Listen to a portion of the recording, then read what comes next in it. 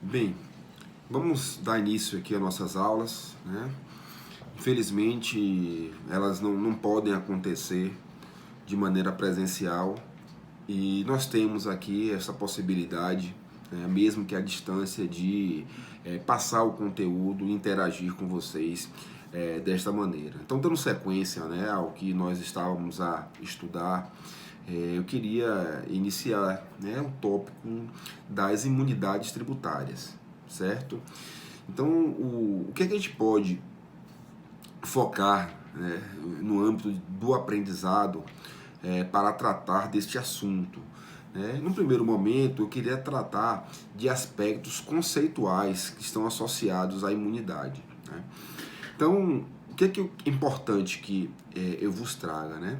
Que esse tema, imunidades, é um tema que está associado a um outro assunto que já suscitamos, que é o tema da competência tributária. Tá? Então, o que é importante a gente saber sobre isso? A Constituição Federal, tá, ela estabelece, né, uma previsão dos tributos. Ela praticamente enumera quais são os tributos. Né? Impostos, taxas, contribuições, o empréstimo compulsório, né, as contribuições sociais. Porém, a Constituição, ela define que caberá aos entes federativos, certo? Esta faculdade de instituir. Então, os entes federativos, eles, na verdade, são responsáveis pela instituição do tributo. Então, a Constituição, além de trazer a previsão das espécies tributárias, tá, ela também estabelece que cabe, né, aos entes, por meio das competências que lhes são atribuídas, certo? Que são definidas no texto constitucional, instituir os tributos. Então, note que esta instituição, ela pode acontecer através de lei complementar, a depender da espécie tributária e definida na Constituição. Por exemplo, o empréstimo compulsório, que é até um tema que está bastante discutido, né, nesses dias, porque se questiona a possibilidade da instituição desse tributo em razão do Estado, né, sob os efeitos dessa pandemia.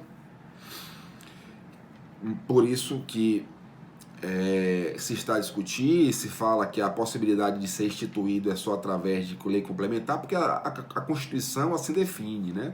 E também outros tributos podem ser instituídos por lei ordinária, como boa parte aí dos impostos, certo? O que eu queria falar com vocês também? Que ao tempo em que a Constituição ela define a competência dos entes, certo? A Constituição também tem a definição das incompetências, né? Porque a imunidade nada mais é do que uma impossibilidade de instituir um tributo, tá? Então, é aquilo que não está abarcado, tá, na possibilidade de competência tributária. Ao tempo em que a Constituição ela delimita exatamente a competência, em que ela outorga exatamente aos entes essa possibilidade de instituição, a Constituição ela também estabelece impossibilidades de certos tributos alcançarem determinadas pessoas, determinados bens ou determinadas situações.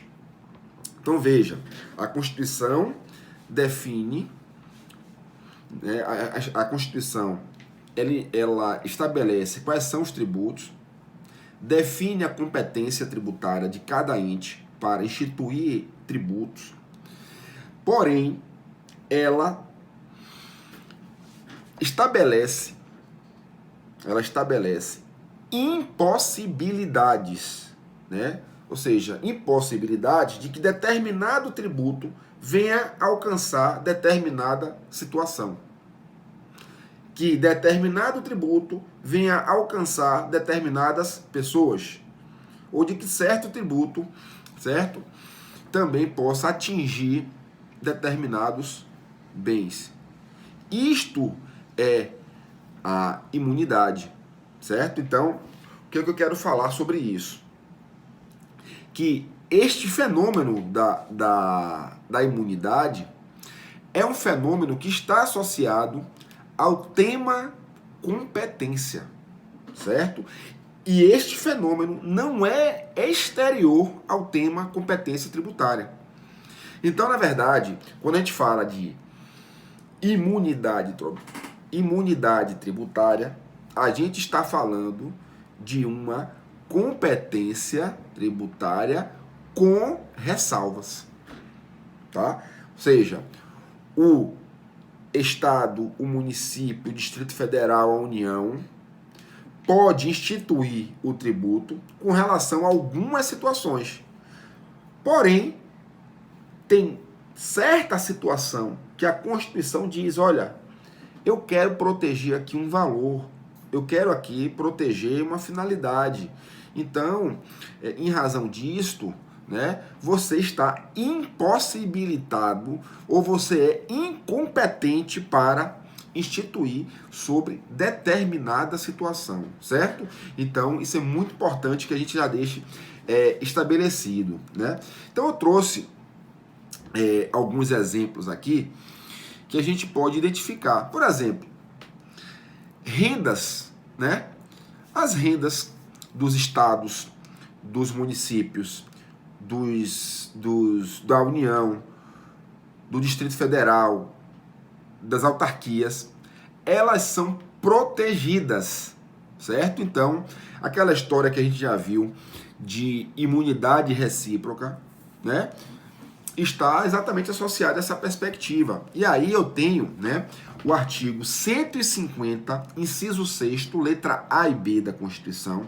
Tomem nota, 150, inciso 6º, letra A e B da Constituição, e o artigo 150, parágrafo 2º, tá?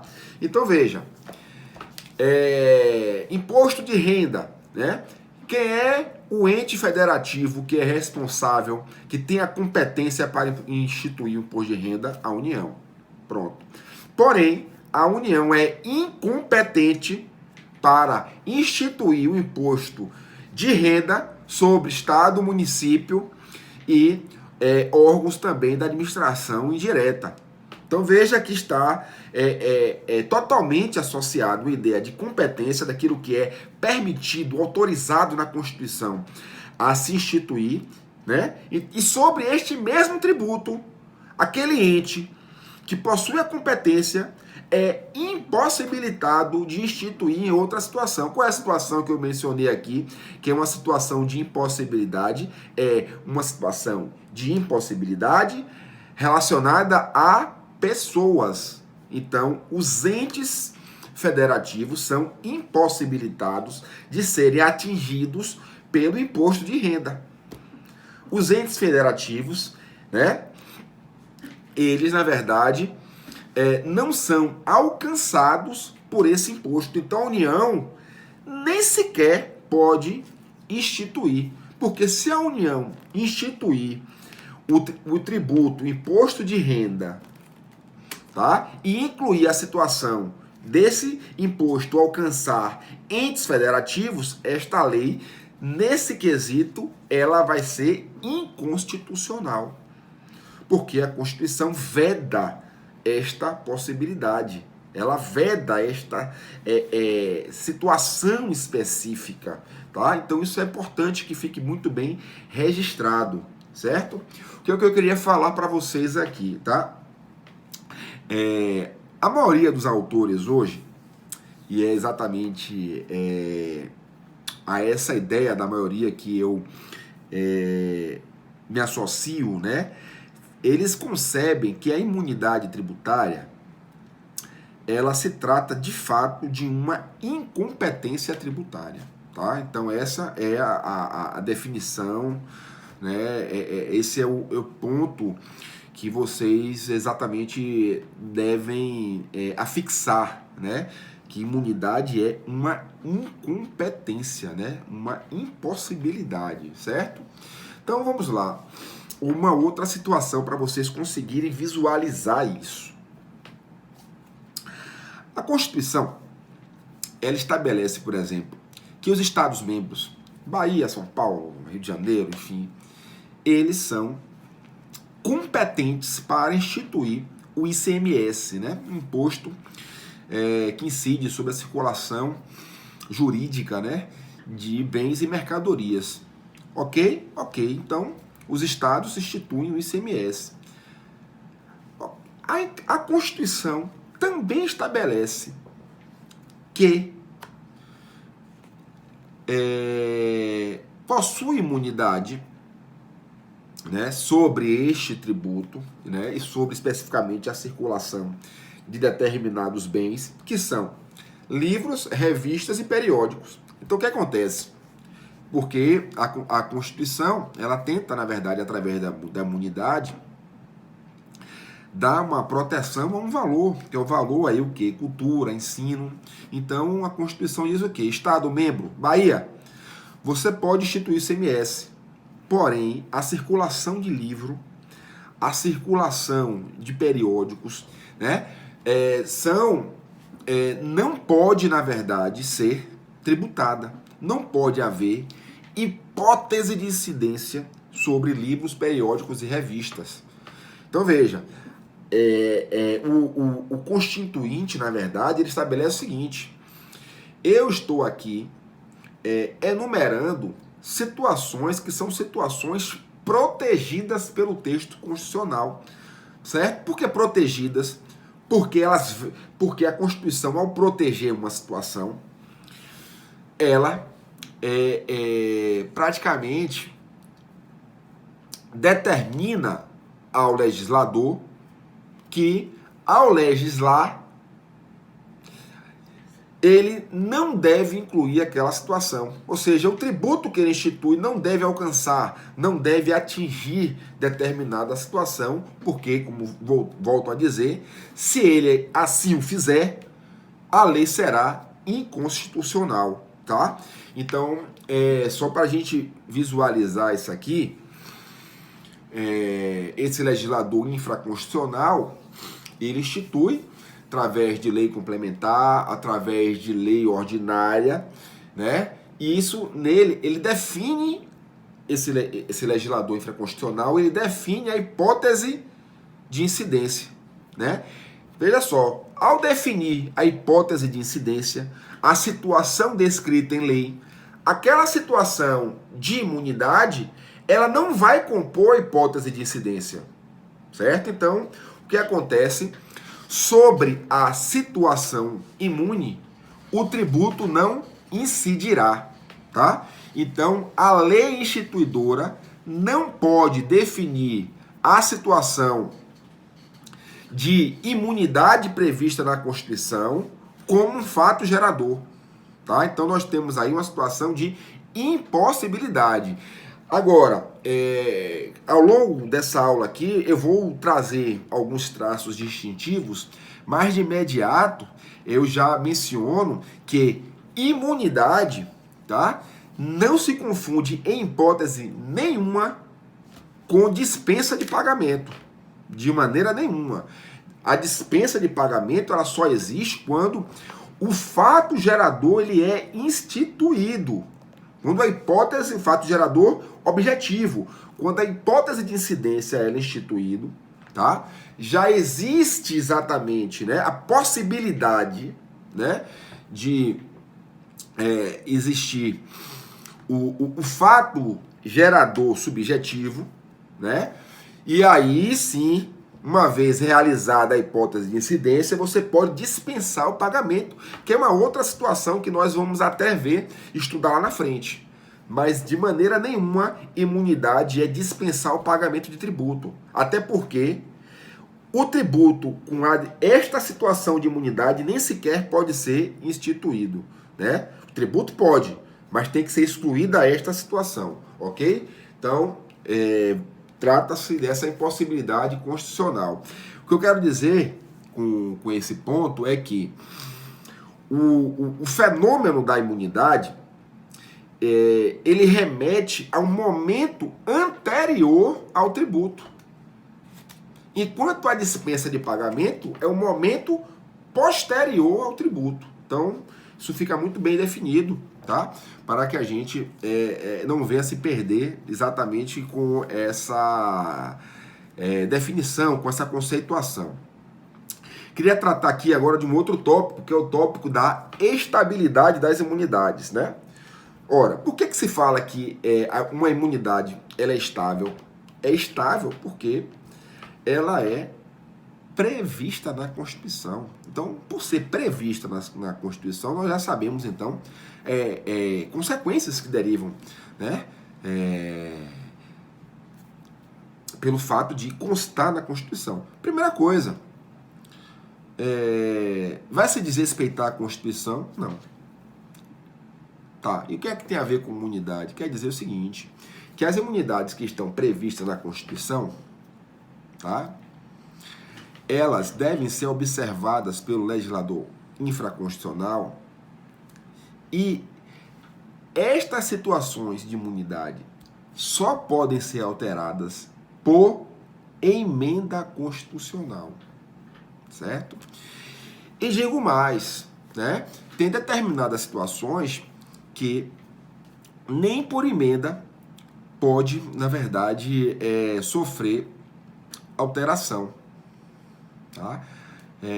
Porque tem imunidades que são associadas às cláusulas pétreas, sim, as cláusulas que são previstas no nosso ordenamento e que são insusceptíveis de modificação através de emenda. A possibilidade de emenda está prevista lá no artigo 60 da Constituição, mas lá no artigo 60, parágrafo 4º, nós temos aquelas situações que nem sequer por emenda pode se alterar. Então, por exemplo, quando a gente fala de imunidade recíproca entre os entes federativos, é uma possibilidade inexistente, né, de alteração através de emenda. Por quê? Porque está associado ao princípio federativo, enumerado, sim, lá no 60, parágrafo 4º da Constituição. Então, perceba que em alguns casos, né, são inalteráveis. Outra situação também, que a Constituição resolveu incluir, muito em razão dos valores, tá?